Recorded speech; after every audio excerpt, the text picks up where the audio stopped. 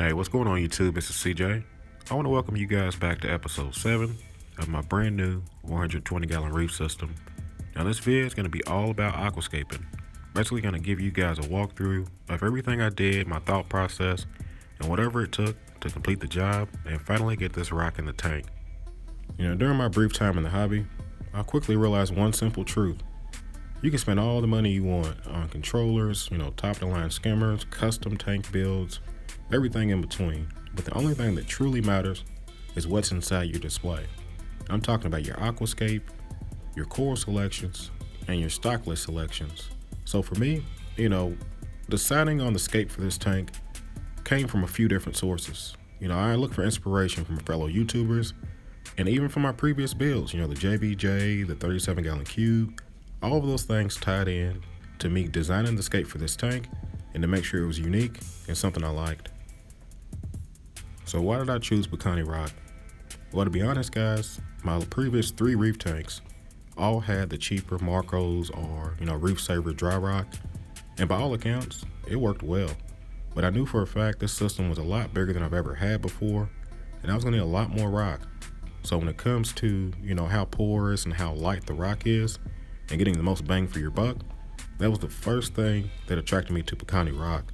But it wasn't until I seen it in person that I realized the full potential. This rock is not, bleached white.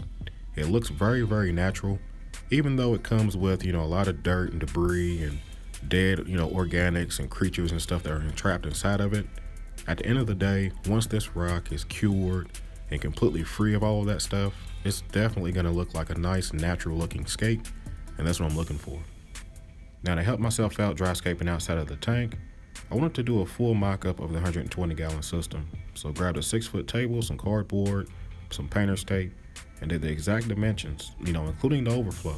I wanted to make sure the overflow was there because it helped me simulate the water level's height and the space the overflow was going to take up inside the tank. Nothing worse than gluing everything together only to find out, that it wouldn't fit.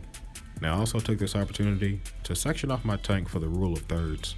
For those wondering what that is, it's basically, 3 guidelines on the top, left, bottom, right side of your tank, and every part that intersects serves as a focal point, meaning a place you can put your corals or a place you can have your scape, match up. So that way you get the correct depth and the right dimensions of your scape, and it really helps out when it comes to figuring out where to place your rock work. It's not a rule you have to follow exactly, but it definitely helps, and I highly recommend it. Now my first order of rock was roughly 80 pounds of Pukani. Unfortunately, around a third of it came in way undersized. Like hand-sized pieces. So hit up BRS, was like, hey, what's going on? And they sent me 30 more pounds of huge pieces of Pukani completely free. So shout out to their customer service. Fantastic job. So at this point, 110 pounds is what I was working with, way overkill, but it really helped when it came to fitting the perfect pieces that I wanted. And it also helped with the pieces that I destroyed. I tried to shape Pukani into perfect shelf pieces with a chisel, got all the way to the end, got a little greedy, and hit the hammer one last hit and completely shattered it. So, I had a lot of rubble left over, but all in all, I'm glad I had extra rock because it helped me out big time. So after a full weekend of aquascaping, chiseling, gluing, cementing, drilling, doing everything I could to shape this rock, this is what I came up with. Now when it comes to building my scapes, I do have a few rules I like to follow. Besides the rule of thirds that kind of help place rock, I really believe in having everything on the same angle, especially when it comes to the supporting structures of your scape. We read from left to right, and for me it just makes sense to have my scape going from left to right, meaning the back left of the glass to the front right of the glass. Now everything doesn't have to face that direction, but it definitely makes it make more sense, at least for me.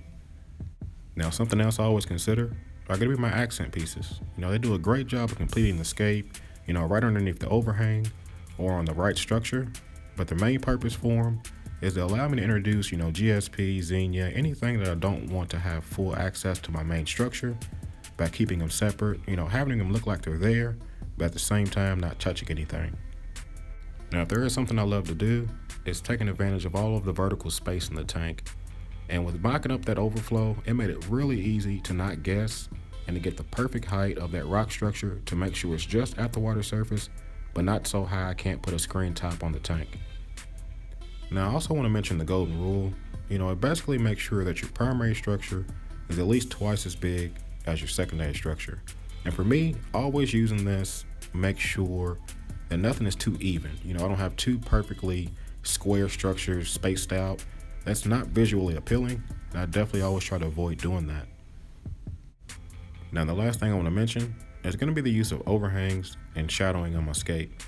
I really wanted to include these in this scape in particular because I know I have a 24-inch deep tank, and I wanted to add that extra dimension that I couldn't do before with a shallower tank.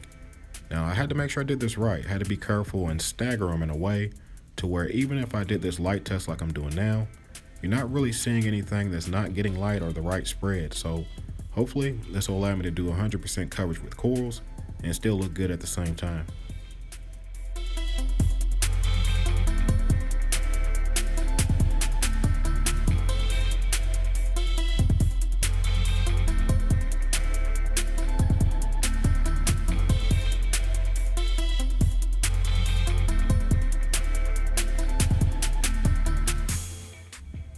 Now, for those of you all that have been following the build, you're well aware this floating canopy has hinges that allows me to lift it out of the way.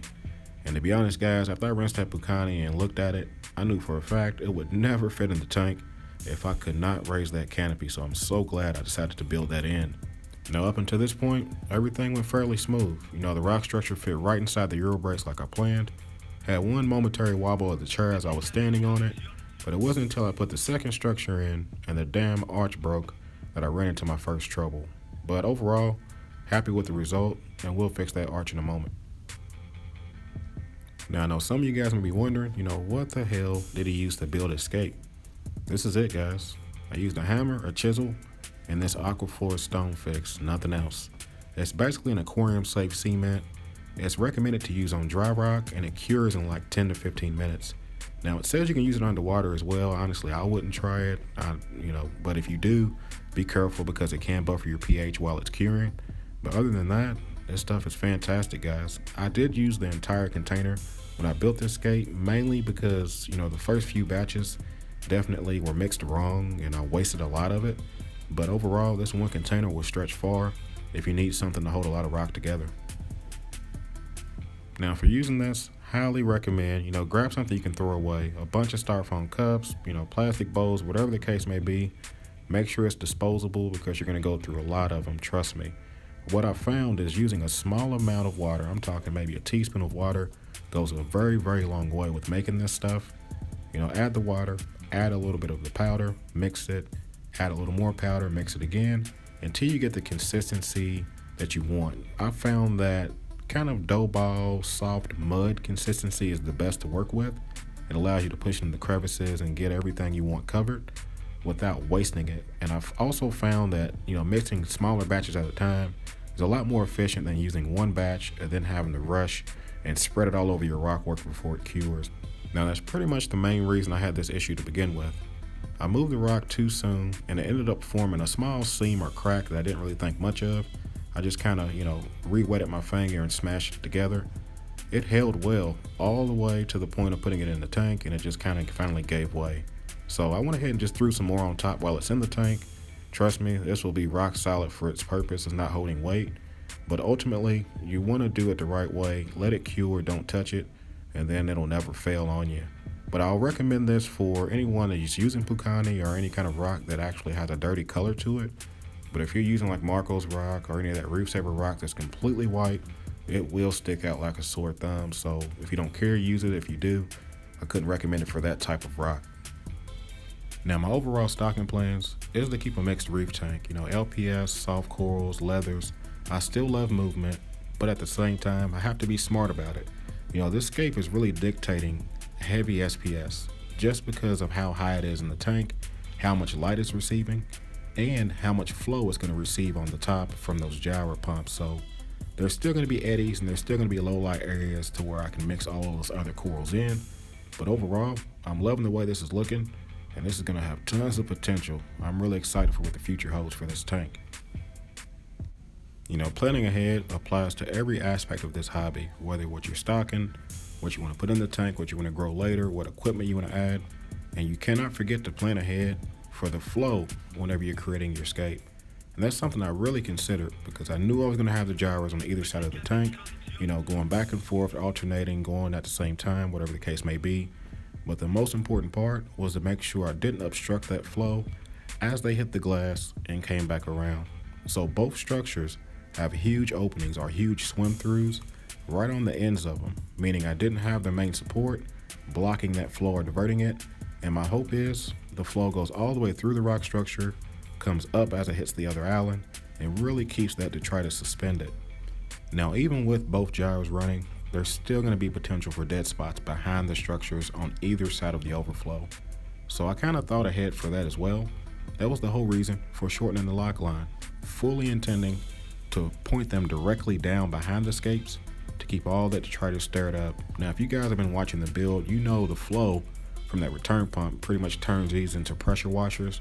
So I'm hoping that gets the job done without having to worry about too much back siphoning, because they can only go down a maximum of 1 inch. So that's pretty much going to cover, everything I wanted to as far as my process for aquascaping. If you guys can tell already, a ton of time and a ton of thought went into this, just like every other step that I've taken on this tank. I didn't want to take so much time plumbing and designing the tank and then rush through the aquascaping job knowing that you only get the chance to do this once. You can redo it after the tank's running, of course, but ultimately getting it right the first time and being proactive instead of reactive was my main goal. So I'm ready to roll. The tank's ready for salt, it's ready for water, and it's ready for cycling. Now, for those that may be curious, I do fully intend on adding sand to the tank later down the road, but for now, leaving it bare bottom is going to give me the best opportunity to crank up all the flow, add additional power heads, and do whatever it takes to help get all the detritus and organics or whatever else is going to come out of this rock and then remove it from the system. But I fully intend on using sand because I love all the sand dwelling life, and plus the amount of extra surface area you get with using sand for filtration is also well worth it. But as far as the rock itself, I did not cure it or, acid bathe it or do any of that stuff. I just did a simple rinse with the garden hose, got off as much crud and crap as I could for that initial rinse, and I fully intend on taking advantage of all of the leftover organics to help kick off my cycle and let this handle itself the natural way. If it's ugly for the first 3, 6, 8 months, that's all good. This is going to be a 1 to 2 year process to get this tank where I want, and I'm fully ready for the battle to come. So I think it's a good stopping point, guys. And I'm hoping, you guys enjoyed the vid. So as always, you guys like, comment, subscribe. Keep doing what y'all do. Y'all be easy. Happy reefing.